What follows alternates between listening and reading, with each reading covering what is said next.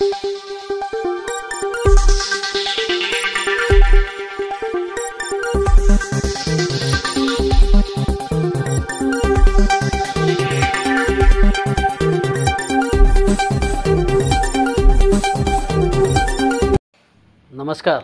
Asian news चॅनलमध्ये आपले स्वागत आहे। एशियन न्यूज चॅनल आणि नाशिक येथील जयशंकर विजयांगण सिनियर सिटीजन क्लबतर्फे नियमितपणे ज्येष्ठ नागरिकांच्या होणाऱ्या फसवणुकीसंदर्भात आपण जनजागृती मोहीम हाती घेतलेली आहे।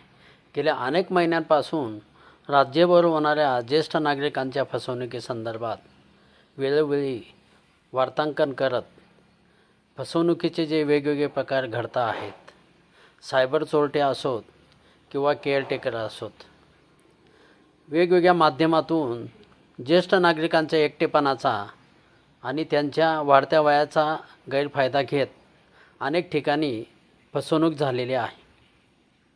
मात्र नव्याने येऊ घातलेल्या AI-मुळे एका ज्येष्ठ नागरिकाची तब्बल 1 कोटी रुपयांची फसवणूक झाल्याची घटना नुकतीच मुंबईमध्ये उघडकीस आलेली आहे। ऑनलाईन परकीय चलनामध्ये एका 76 वर्षीय व्यक्तीची फसवणूक करण्यात आली आहे। 1 कोटी रुपयांपेक्षा जास्त रक्कम घेऊन फसवणूक करण्यात आली असून सायबर चोरट्यांचा पोलीस दलातर्फे शोध घेण्यात येत आहे। पोलिसांनी दिलेल्या माहितीनुसार तक्रार करणारी व्यक्ती ही नवी मुंबईच्या वाशी येथील रहिवासी आहे। जूनमध्ये इंटरनेटवर सर्फिंग करत असताना तक्रारदार 76 वर्षीय व्यक्तीला एक जाहिरात दिसली।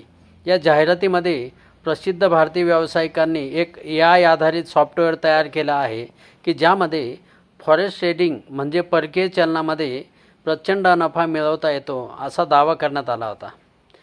वरिष्ठ वित्तीय सल्लागार अशी ओळख सांगत एका सायबर चोरट्याने संबंधित 76 वर्षीय तक्रारदाराला एक वेब लिंक पाठवली आणि त्या लिंकद्वारे ट्रेडिंग अकाउंट तयार करण्यास सांगितले। मुंबई ऑनलाईन परकीय चलनामध्ये ह्या ज्येष्ठ नागरिकाची फसवणूक करण्यात आली आहे। यामध्ये 1 कोटी रुपयापेक्षा जास्त रक्कम घेऊन फसवणूक करण्यात आली असून या सायबर चोरट्यांचा शोध मुंबई पोलीस घेत आहेत। पोलिसांच्या माहितीनुसार तक्रार करणारी व्यक्ती वाशी येथील रहिवासी आहे।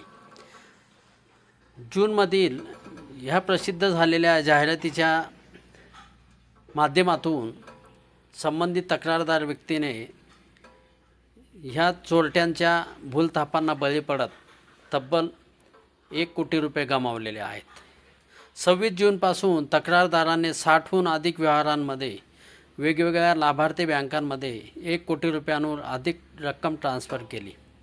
त्या व्यक्तीने तक्रारदाराला आकर्षक परताव्याचे आमिष देऊन पैसे ट्रान्स्फर करण्यासाठी प्रवृत्त केले। मात्र संबंधित भरलेल्या रकमेवर कोणताही परतावा मिळत नसल्याचे लक्षात आल्यानंतर या 76 वर्षीय ज्येष्ठ नागरिकाने 11 सप्टेंबर रोजी सायबर क्राईम पोर्टलवर तक्रार दाखल केली।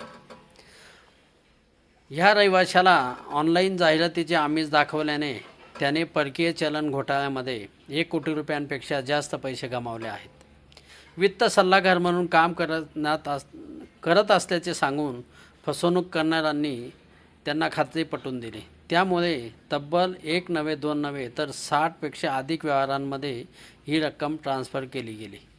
मात्र ह्या घटनेमुळे संबंधित 76 वर्षीय व्यक्ती आणि तिच्या कुटुंबियांना नाहक मनस्ताप सहन करावा लागला आणि ऑनलाईन घोटाळ्यामध्ये आयुष्यभर जमवलेली पुंजी एका क्षणात सायबर चोरट्यांनी चोरून नेली। एशियन न्यूज चॅनल आणि नाशिक येथील जयशंकर विजयांगण सिनियर सिटीजन क्लबतर्फे पुन्हा एकदा ज्येष्ठ नागरिकांना आवाहन करण्यात येते की अशा घटनांमध्ये कृपया ज्येष्ठ नागरिकांनी कुठलीही शहानिशा न करता आपल्याकडे असलेली आयुष्यभराची पुंजी चोरली जाणार नाही याची काळजी घ्या।